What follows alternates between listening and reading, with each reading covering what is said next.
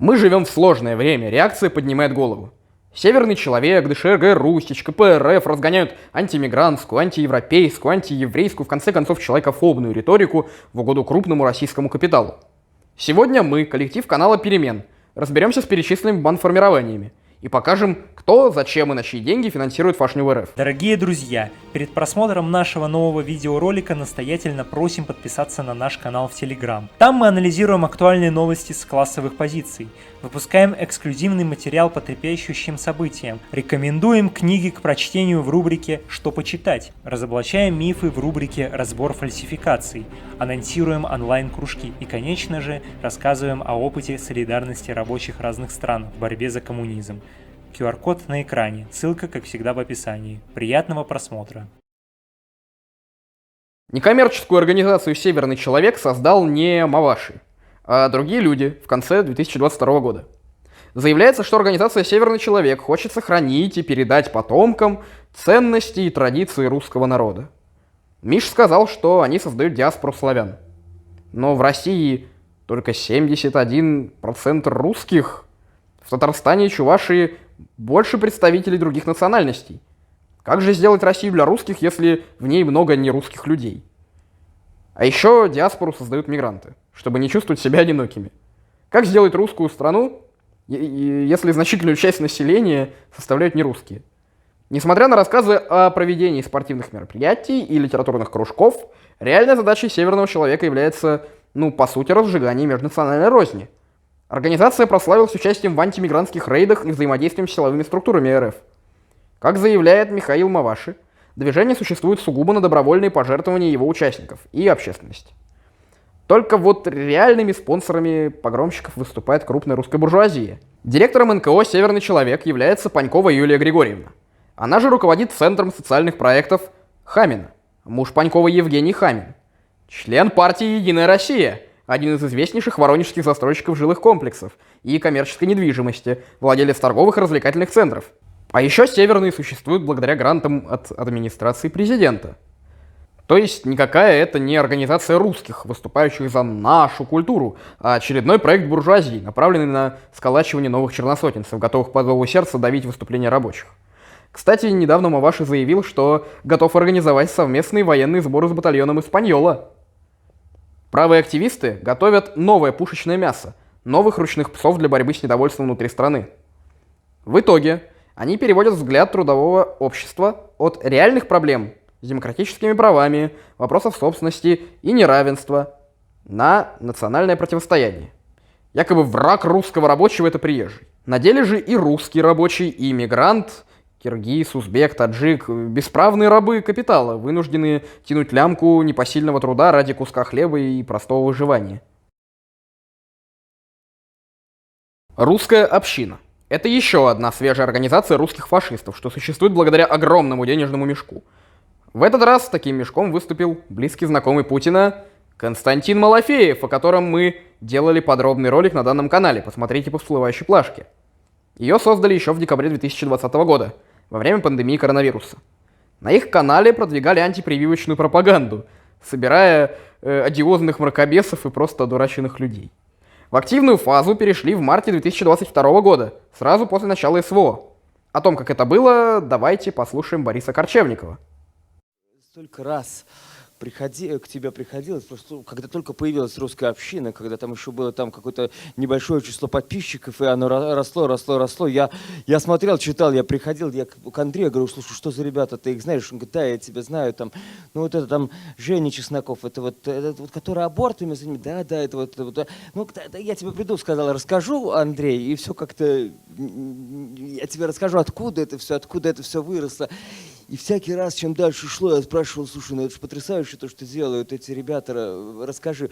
Да, говорил Андрей, я к тебе приду, расскажу, и уезжал на Донбасс. Очень близкий к этой организации Андрей Афанасьев, один из самых главных агитаторов канала «Спас», чьему умению возводить черносотенскую агитацию позавидовал бы сам Геббельс, заявил: «Ивашек надо дурить. Без одурачивания ивашек мы власть не захватим. А на Россию мне наплевать». Итак, русская община — это люди, которые тренируются в ведению военных действий, которые связаны одной православной идеологией и националистическими целями русского мира в частности. Это особый мир мифов, глупости и фашизма. Мы подъехали, разобрались, обнаружили какой-то страшный гнойник там на каком-то заводе из мигрантов. Тут сообщили, там сообщили, сюда приехала полиция, все, гнойник исцелен. Приглашаем всех, кто живет в национальных республиках, оставить свои комментарии. Итак, Малафеев помогает деньгами, Афанасьев лицом и ложью. А кто еще участвует в этом процессе? Группа 40-40, которая называет себя общественным движением, основанным на православии. Ее руководитель Андрей Кормухин воспринимает Москву как город с 1600 церквями. Еще один участник, Роман Антоновский, который возглавляет телеграм-канал «Сыны монархии». Вот основные задачи русской общины. Их 4. Это вот дружина, когда нужна, что называется, физическая конкретная помощь приехать. Кибердружина, понятное дело, мы сейчас все в интернете, все прекрасно понимают, насколько важна вот эта интернет-составляющая. Евгений Чесноков, координатор движения «За жизнь». Эта организация проталкивает мракобесный закон о запрете абортов, причем аборты они хотят запретить полностью, без каких-либо послаблений. Есть еще Андрей Ткачук, большой медиаменеджер, работавший в региональных СМИ. Он прошел путь от корреспондента местного телеканала в 1999 году до начальника Главного управления по делам печати, телерадиовещания и средств массовой коммуникации правительства Омской области в 2012 году.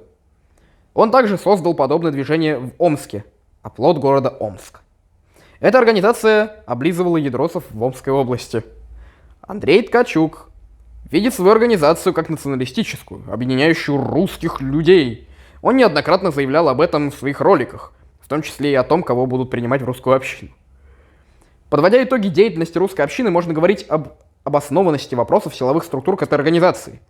Организация имеет многочисленные центры по городам, где готовят боксеров-борцов и обучают военному ремеслу. Все это происходит под флагом национальной идентичности и православной религиозности. Это очень напоминает движение «Немцы за Родину» в Германии, которое сначала не пользовалось массовой поддержкой среди населения. Однако, после того, как появились популистские лозунги, замешанные на национальных объединительных идеях, движение начало вызывать интерес к историческому народному единству немцев. Также была создана газета «Фелькшербеобахтер», которая периодически печатала газеты об истории этнического народа миттенских немцев.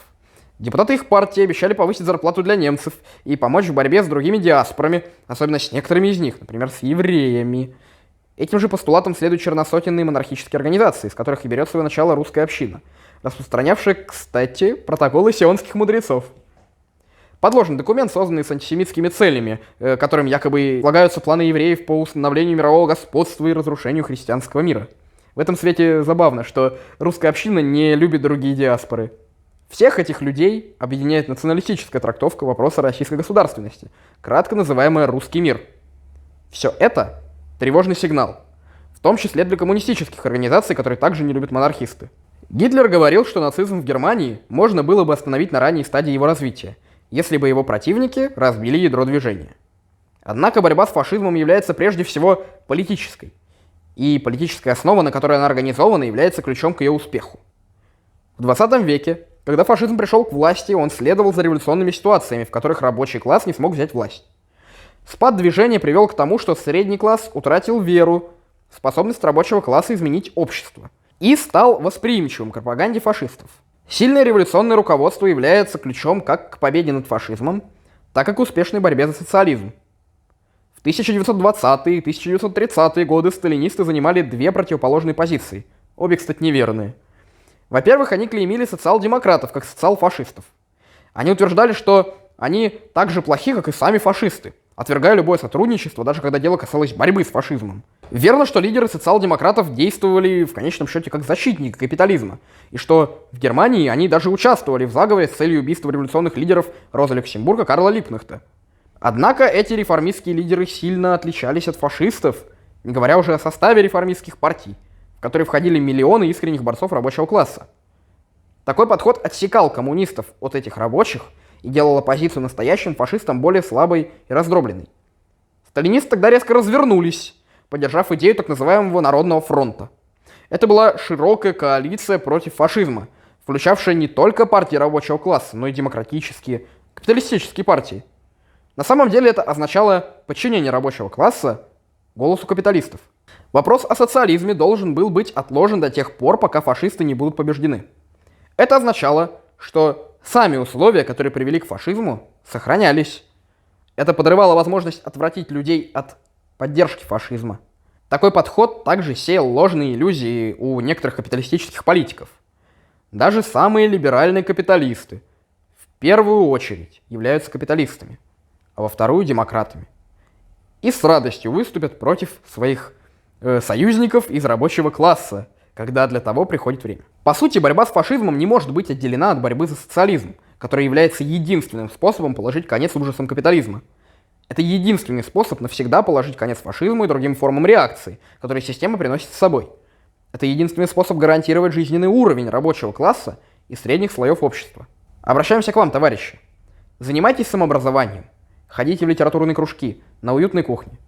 Ваша сила в организации. Чтобы не попадать в пирамиду буржуазного черносотенского фашизма, читайте научные труды, подписывайтесь на наш канал и распространяйте наши материалы, чтобы победить невежество в головах, победить капитализм, достичь великих перемен. Все хотят перемен.